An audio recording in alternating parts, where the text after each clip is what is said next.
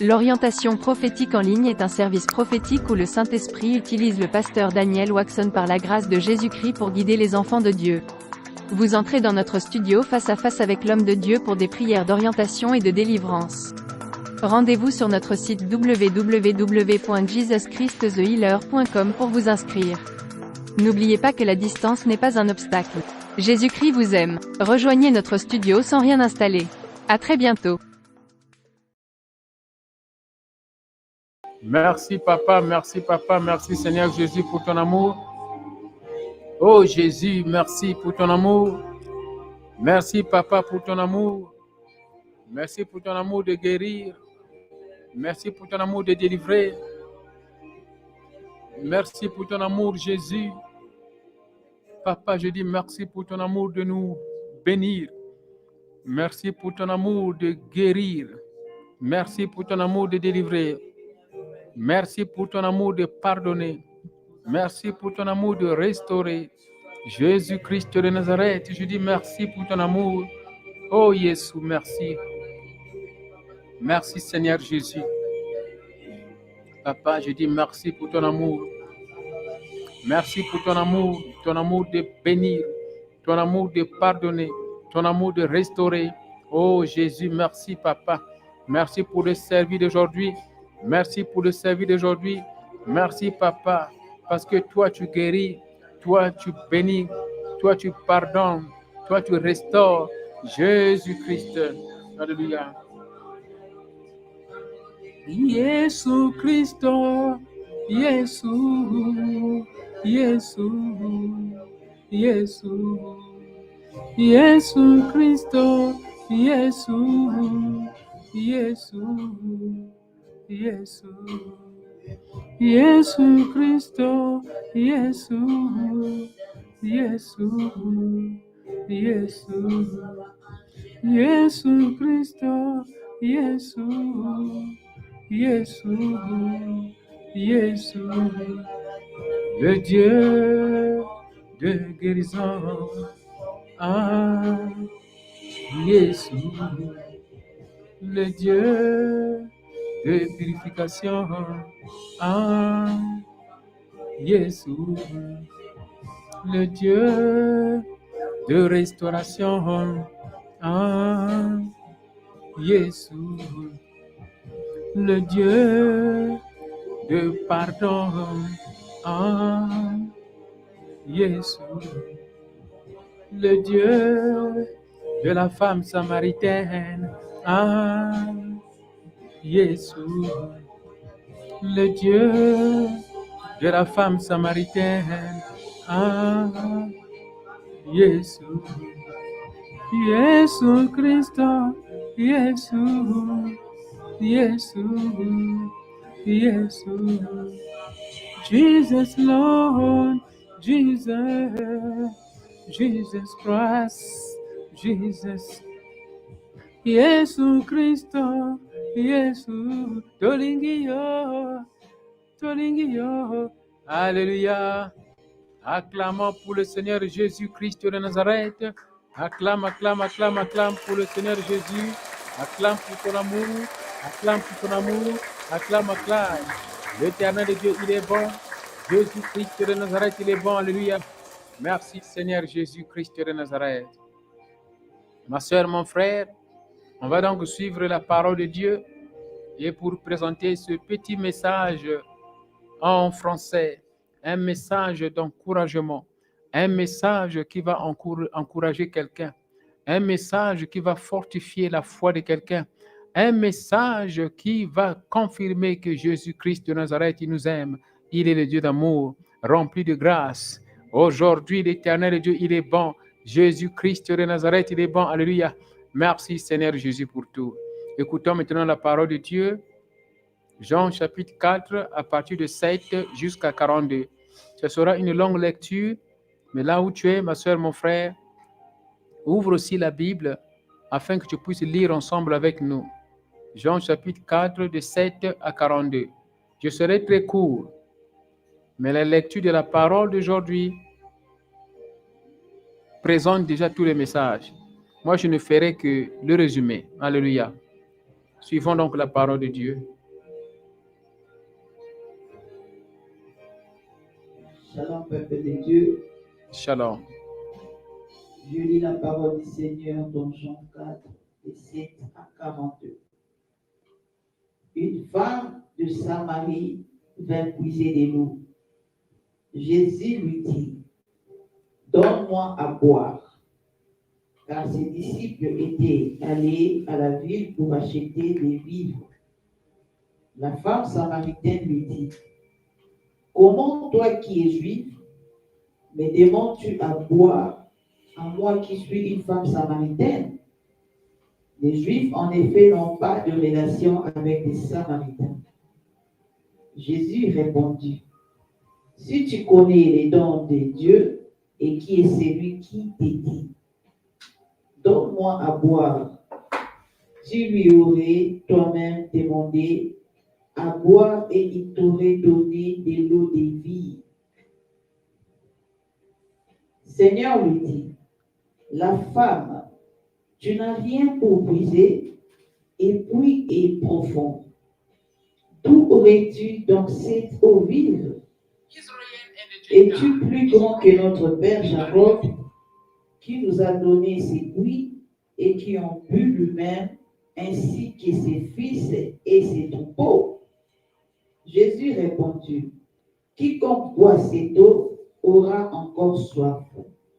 Mais celui qui boira de l'eau que je lui donnerai n'aura jamais soif, et l'eau que je lui donnerai deviendra en lui une source d'eau qui jaillira jusque dans la vie éternelle. La femme lui dit, Seigneur, donne-moi cette eau, afin que je n'ai plus soif, et que je ne vienne plus puiser ici. Va, lui dit Jésus, appelle ton mari et viens ici. La femme répondit, je n'ai point de mari. Jésus lui dit, tu as eu raison de dire, je n'ai point de mari, car tu as eu 5 maris et celui que tu as maintenant n'est pas ton mari. En cela tu as dit vrai. Seigneur lui dit, la femme, je vois que tu es prophète. Nos pères ont adoré sur cette montagne, et vous dites, vous, que le lieu où il faut adorer est à Jérusalem. Femme, lui dit Jésus, crois-moi, l'heure vient où ce ne serait ni sur cette montagne, ni à Jérusalem que vous adorerez le Père.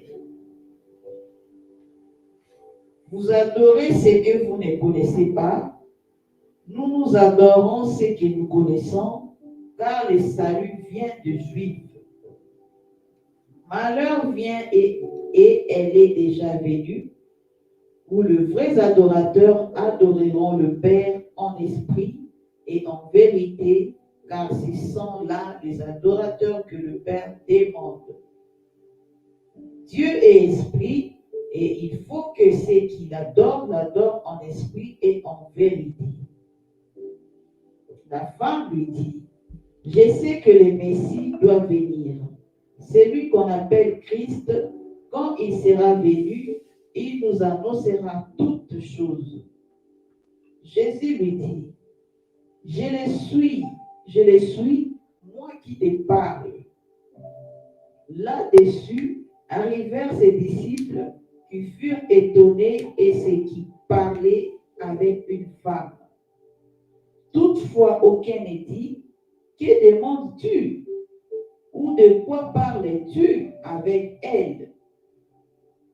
Alors la femme, ayant laissé sa cruche, s'en allant dans la ville et dit aux gens, venez voir un homme qui m'a dit, tout ce que je fais, ne serait point le Christ. Ils sortirent de la ville et il vint vers lui. Pendant ce temps, les disciples les pressaient de manger, disant, Rabbi, mange. Mais il leur dit, j'ai à manger une nourriture que vous ne connaissez pas. Les disciples se disaient donc les uns aux autres, quelqu'un lui aurait-il apporté à manger?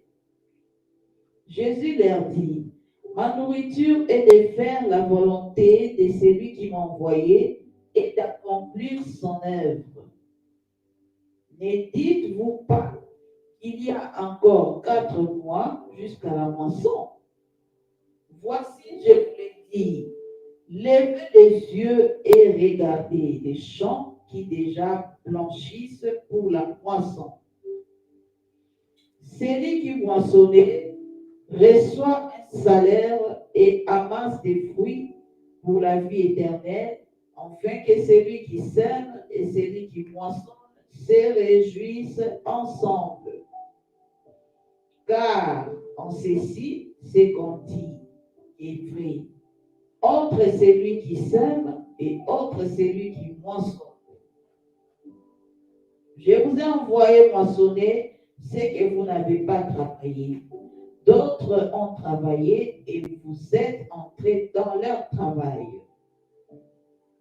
Plusieurs Samaritains de cette ville crurent en Jésus à cause de cette déclaration formelle de la femme. Il m'a dit tout ce que je l'ai fait. Aussi, quand les Samaritains vinrent les trouver, ils prièrent de rester auprès d'eux. Et il resta là 2 jours. Un beaucoup plus grand nombre crurent à cause de sa parole. Et il disait à la femme, ce n'est plus à cause de ce que tu as dit que nous croyons, car nous l'avons entendu, nous-mêmes, et nous savons qu'il est vraiment le sauveur du monde. Amen. Amen, amen, amen, amen, amen. Acclamons pour le Seigneur Jésus-Christ de Nazareth.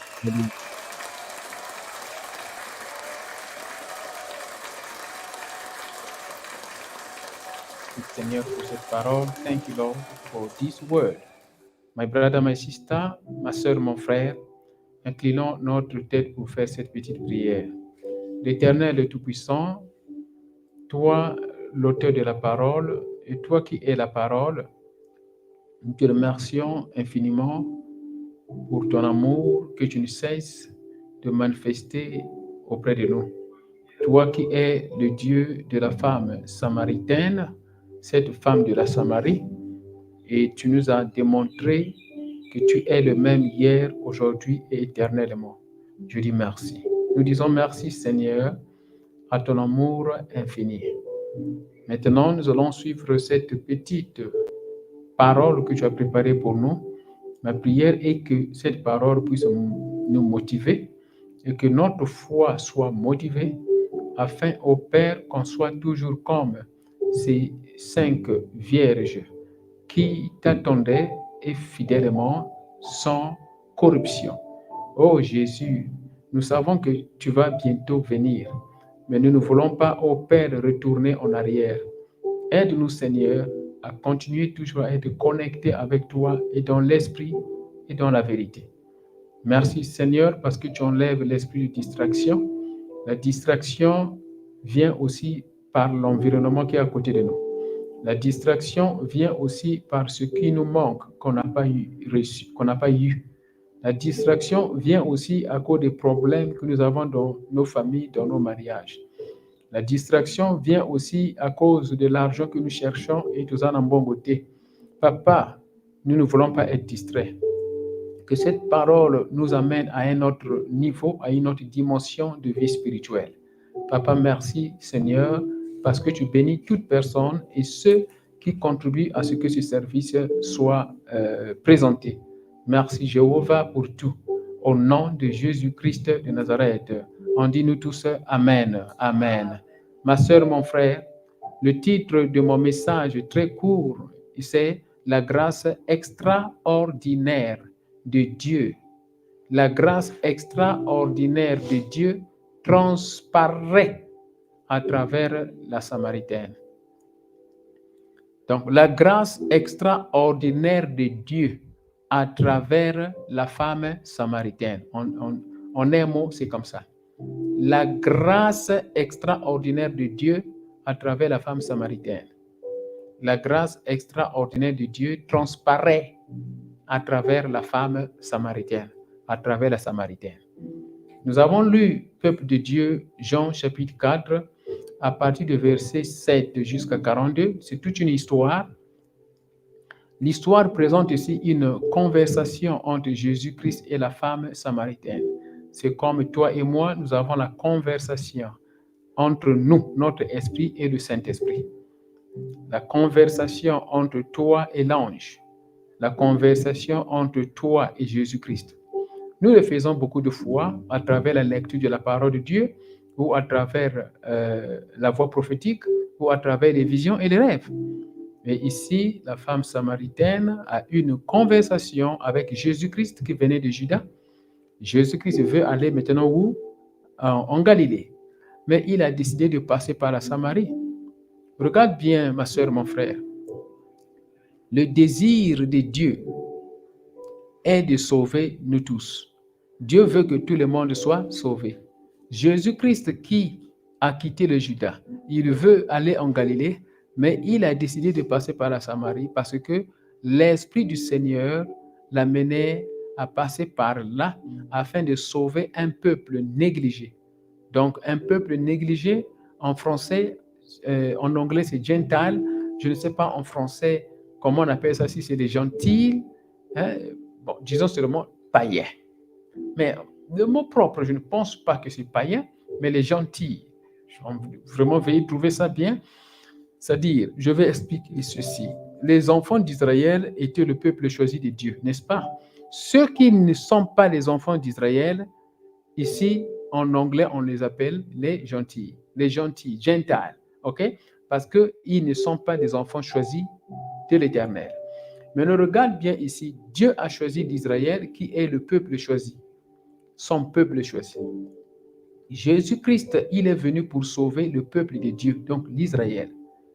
Dans la loi de Moïse, il y avait la séparation entre le peuple de Dieu et le peuple qui n'était pas le peuple de Dieu. Le peuple de Dieu ne pouvait pas manger avec le peuple qui n'était pas le peuple de Dieu. Comprenez ça bien. D'Israël, c'est le peuple choisi de Dieu qui est venu, ce peuple qui est venu à partir d'Abraham. Abraham et Jacob, les 12 tribus d'Israël. Et c'est ça ce qu'on appelle le peuple de Dieu, d'Israël. OK? Maintenant, ce peuple-là était interdit de manger avec ceux qui n'étaient pas de l'Israël. Ceux qui n'étaient pas de l'Israël.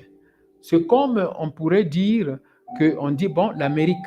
L'Amérique, c'est le peuple choisi de Dieu. Si tu n'es pas américain, tu ne peux pas manger avec l'Américain. C'est ça ce que ça veut dire.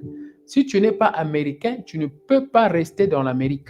Si tu n'es pas américain, tu ne peux pas rentrer dans la même voiture avec l'Amérique. C'est la même chose de ce qui s'est passé dans l'apartheid. C'est la même chose. Si tu n'es pas américain, ça c'est un exemple que je donne. Donc, dans la Bible, c'était la même chose. Si tu n'es pas de l'Israël, tu ne peux pas être avec eux. Tu ne peux pas adorer le Seigneur avec eux. Tu ne peux pas rentrer dans le temple avec eux. Tu ne peux pas manger avec eux. Comprenez ça, c'est très sérieux. La loi de Moïse a mis ce qu'on appelle, a placé les règles de séparation. Les règles de séparation. Il y a eu la séparation totale. Maintenant, regarde bien, je vais très vite. Jésus-Christ ici, il est venu pour briser cette règle-là. La règle de séparation est brisée. Comment cette règle de séparation était brisée? Cette règle était brisée, pourquoi? Parce que Jésus-Christ dit, l'heure est arrivée, là où toi et moi, nous allons adorer Dieu en esprit et en vérité. Voilà. Dans l'ancienne alliance, l'adoration était physique, charnelle. Et comme c'est charnel, et comme la loi de Moïse, c'est une loi charnelle, alors ceux qui n'étaient pas de l'Israël ne pouvaient pas rentrer dans le temple. Tu ne peux pas rentrer dans le temple, pourquoi? Parce que l'adoration est physique. Alors, le temps de Jésus-Christ est arrivé à la nouvelle dispensation, là où Dieu est adoré en esprit et en vérité. En ce moment-là, qu'est-ce qu'on comprend, ma soeur, mon frère? Il n'y a plus de barrières, il n'y a plus de blocage, parce que l'esprit n'a pas de blocage, l'esprit n'a pas de barrières, l'esprit va partout, il rentre partout. Donc, l'enfant de Dieu, qui est Israël, il rentre dans le temple pour adorer le Seigneur. Mais celui qui n'est pas Israël, il rentre dans le temple spirituel pour rentrer dans le lieu secret. Je ne sais pas si quelqu'un comprend. Dans l'ancienne alliance, l'enfant Israël, il rentre dans le temple physique pour adorer le Seigneur. Et que celui qui n'est pas Israël ne rentre pas dans ce temple-là.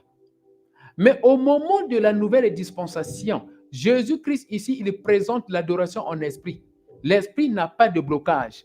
Donc, l'enfant qui n'est pas Israël, il rentre dans le temple, le lieu secret de l'Éternel. C'est dans l'esprit qu'il y entre. Il n'y a plus de blocage. Si Dieu était adoré physiquement, toi et moi, on ne serait pas sauvés. Si Dieu était adoré physiquement, toi et moi, on ne serait pas ensemble avec l'Israël. Si Dieu était adoré physiquement, toi et moi, on ne serait pas sauvés. Parce que l'Israël qui était choisi devait toujours dire qu'on ne peut pas être ensemble dans la maison du Seigneur. Mais comme Dieu est adoré spirituellement, pour rentrer dans la maison du Seigneur, on n'a pas besoin d'autre chose que la foi, l'esprit, la vérité. C'est là où maintenant, comme l'esprit est esprit, on ne peut pas toucher l'esprit et l'esprit est invisible et l'esprit n'a pas de barrière. Voilà pourquoi on peut facilement rentrer dans la maison du Seigneur. Donc l'Israël, il rentre dans la maison du Seigneur dans l'esprit. Toi et moi, les païens, nous rentrons dans la maison du Seigneur dans l'esprit. Il n'y a pas de blocage. Aucune personne de l'Israël dira que Pasteur Daniel ne rentre pas parce que toi, tu n'es pas juif. Il ne va pas bloquer parce que l'esprit, on ne le bloque pas ici. Donc, comprenez bien, la mission de Jésus-Christ, c'est de racheter par la grâce, de prendre ceux qui ne sont pas l'Israël et de rentrer dans le temple du Seigneur pour l'adorer. Et pour réussir, il faudrait que l'adoration soit en esprit et en vérité. Et lorsqu'on est arrivé là, nous avons compris que même l'Israël n'adorait pas Dieu fidèlement en esprit, en vérité. Le peuple maintenant qui adorait Dieu en esprit, en vérité, c'est toi et moi. Voilà la différence. Et jusqu'à présent, nous avons prouvé ça. Toi et moi, lorsqu'on nous prend, et on prend l'Israël présentement, on est au-dessus de l'Israël, spirituellement parlant. On est au-dessus, tout ça, les colos, sur le plan de l'adoration. Dieu a choisi l'Israël. OK? Ça, c'est par alliance. Mais nous avons été adoptés. Et comme nous avons été adoptés, nous avons prouvé à l'Éternel que nous sommes mieux que celui qui l'avait choisi. Et on a prouvé cela en esprit et en vérité. La femme samaritaine a compris que Jésus-Christ de Nazareth, c'est le prophète. Et après, elle a compris que Jésus-Christ de Nazareth, lui, c'est le Messie. Et après, qu'est-ce qu'elle a fait? La femme samaritaine est allée faire ici l'évangélisation. Voilà la première évangéliste. Elle a fait l'évangélisation et les gens de la Samarie étaient sauvés. On reconnaît Jésus-Christ à travers la femme samaritaine. Mais qui est cette femme samaritaine dans la conversation entre Jésus-Christ de Nazareth et la femme samaritaine? Qui est cette femme samaritaine? La femme samaritaine ici, c'était une femme mariée à 5 hommes. Donc le premier homme. Donc le premier mariage, ça n'a pas marché. Le deuxième mariage, ça n'a pas marché. Le troisième mariage, ça n'a pas marché. Le quatrième mariage, ça n'a pas marché. Le cinquième mariage, ça n'a pas marché. Et là, maintenant, elle est rentrée dans un 6e mariage. Et le mari, là, ce n'est pas pour lui. Ce n'est pas pour elle. Il y a beaucoup de sœurs aujourd'hui, ma sœur, mon frère. Quand elle a arrêté dans le premier mariage, elle a arrêté dans le deuxième mariage, l'espoir est parti. Elle préfère sortir avec les femmes mariées. L'espoir est Sili. Elle préfère sortir avec un homme marié. L'espoir est Sili, cette femme-là qui a raté le premier mariage, elle a raté le deuxième mariage, elle a raté le troisième mariage. L'espoir est parti. Elle préfère sortir avec un homme marié. Ma soeur, mon frère, cette femme samaritaine était dans cette condition-là. Elle était dans cette condition-là de péché.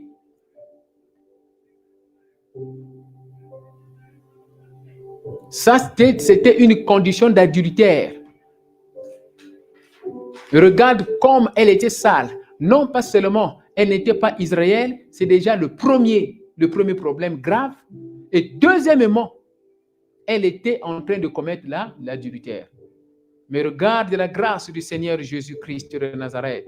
Regarde l'amour de Dieu, ma soeur, mon frère. La grâce extraordinaire de Dieu à travers la femme samaritaine. La femme samaritaine était pardonnée. Jésus-Christ n'a pas mis le marteau sur elle. Il n'a pas placé le marteau sur elle. Au contraire, Jésus-Christ de Nazareth a vu le présent, a vu la volonté qui était au-dedans d'elle. Cette volonté était de servir Dieu, mais elle servait Dieu dans l'ignorance. Elle dit que nous adorons Dieu sur la montagne, mais vous adorez Dieu là-bas en Jérusalem. Jésus-Christ dit non, c'est pas ça maintenant. Maintenant, c'est pas ça.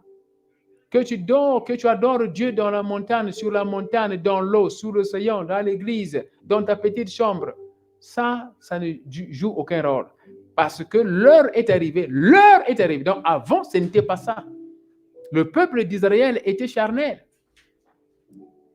Mais maintenant, l'heure est arrivée, là où Dieu veut qu'on adore en esprit, en vérité. C'est ça qui a fait que la loi de la séparation soit brisée. L'Israël ne peut plus contrôler ça. Si toi, tu m'empêches d'aller à l'église pour adorer mon Dieu, parce qu'on a des problèmes, mais tu ne peux jamais empêcher mon cœur à adorer le Seigneur, même dans ma chambre. C'est ça le problème. Si tu m'empêches d'adorer le Seigneur dans ton église, parce que nous avons des problèmes, tu ne pourras jamais m'empêcher à adorer mon Seigneur à travers mon cœur, dans l'esprit. Écrivez-moi ça. Si tu m'empêches à adorer le Seigneur dans ton église, dans ton temple, parce que nous avons des problèmes, tu ne m'empêcheras jamais à adorer mon Seigneur dans l'esprit à travers mon cœur. Écrivez ça. C'est ça l'histoire. Jésus-Christ est venu briser les règles établies par le prophète Moïse. La loi de la séparation ici est brisée. L'amour du Seigneur va au-delà des péchés que la femme samaritaine avait commis. Beaucoup de gens, ils sont en train de critiquer les autres. Ils critiquent les frères, les sœurs, même les pasteurs qui ont eu des problèmes de mariage et divorcés. On les critique. Pourquoi? Parce qu'ils sont des divorcés. Regarde ici la femme samaritaine ici divorcée plus de 5 fois. Jésus-Christ n'a pas vu le péché du passé, mais Jésus-Christ a vu l'amour de Dieu, l'amour de son Père, de racheter cette femme samaritaine et de faire d'elle un instrument d'évangéliste. Un instrument d'évangélisme. Toi et moi, on est comme ça. Aujourd'hui, ma soeur, mon frère, si tu as été divorcé et tu es rentré dans un nouveau mariage, je te dis la vérité. Aussi longtemps qu'au présent, tu es en train de vivre parfaitement avec le Seigneur, tu es mieux avec cette personne-là qui a été divorcée, mais qui a décidé de ne pas être marié parce qu'il a peur des critiques du monde. Nous n'avons pas compris la parole de Dieu, nous n'avons pas compris la volonté du Seigneur, nous n'avons pas compris l'amour du Seigneur.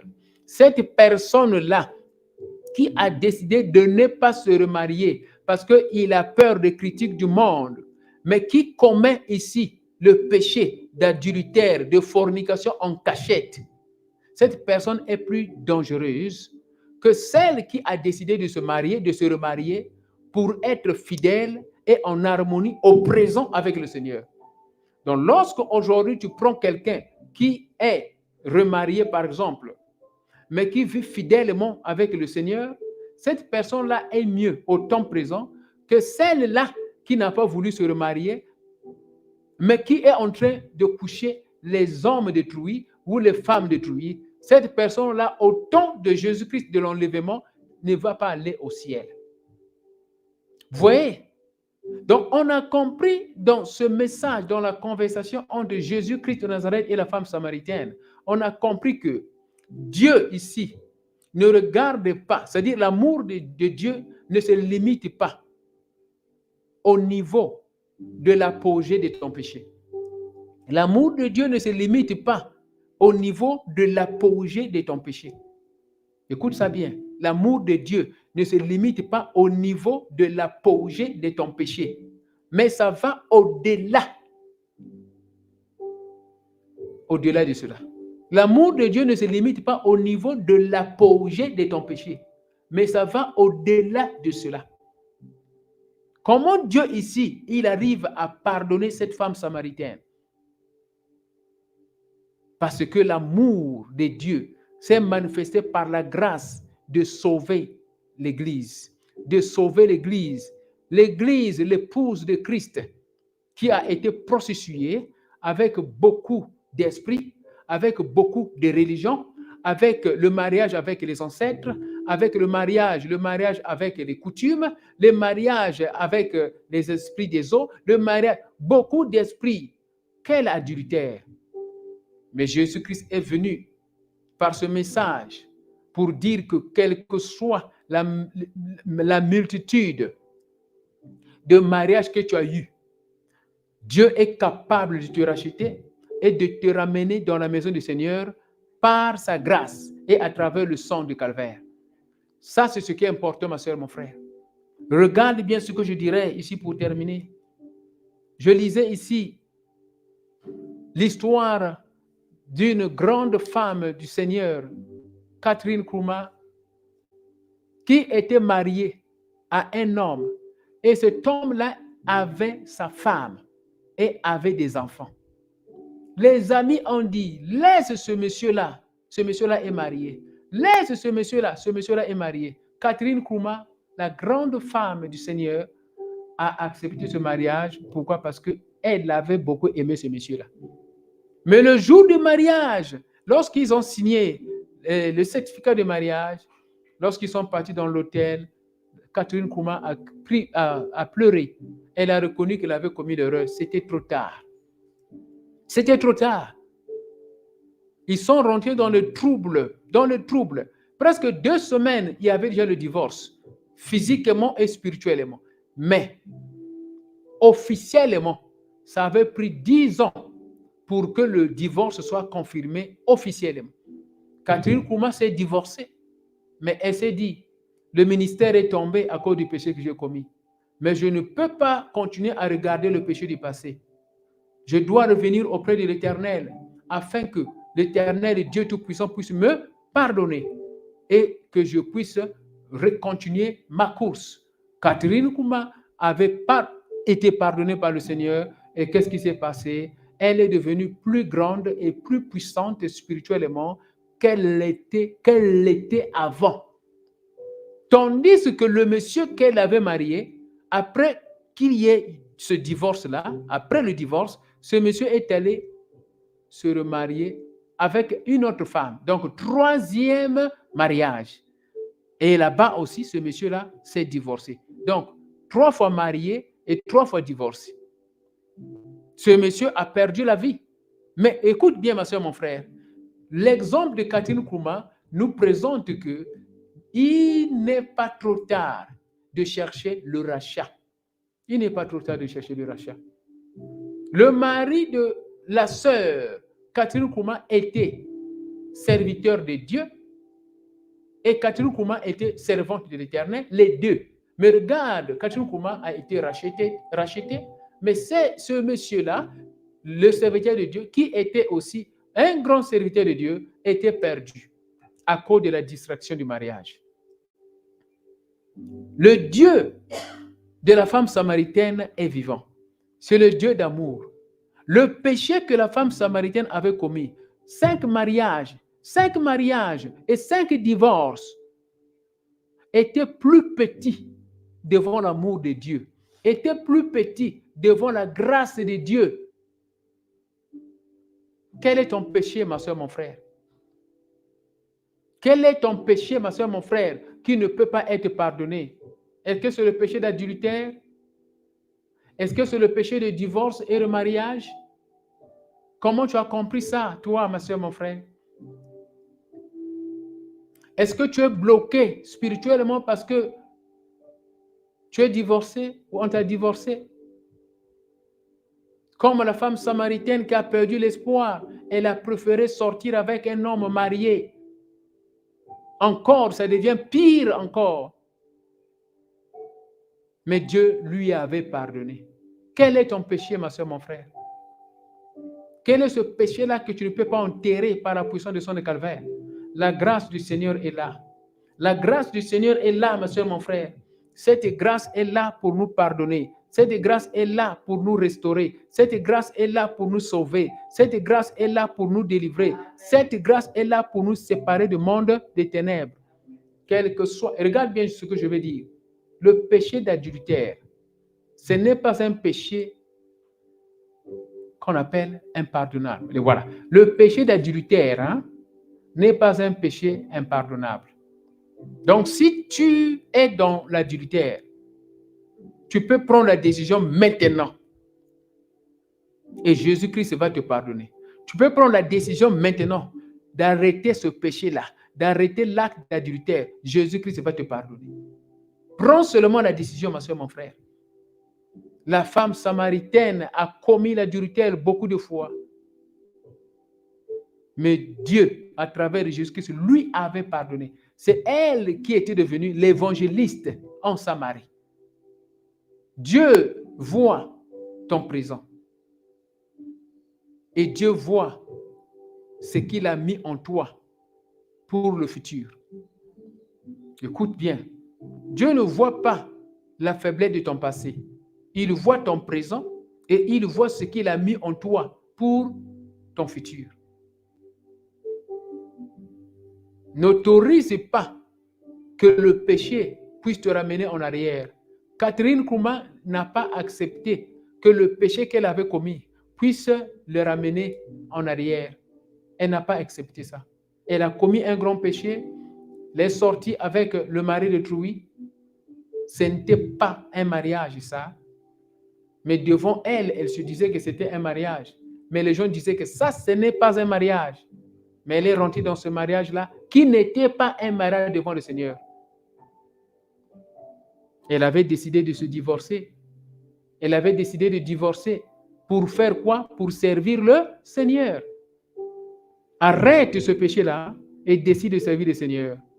Dieu va t'aider à faire disparaître ce péché, à faire disparaître ce péché. Arrête ce péché-là. Prends la décision d'arrêter le péché. Dieu, il va t'aider à le faire chasser loin de toi. Aussi longtemps que tu as l'intention de le servir. Que l'Éternel Dieu soit loué. Nous avons terminé, ma soeur, mon frère. Jésus-Christ de Nazareth, il est bon. L'Éternel Dieu, il est bon. Acclamons pour le Seigneur Jésus-Christ de Nazareth. Alléluia.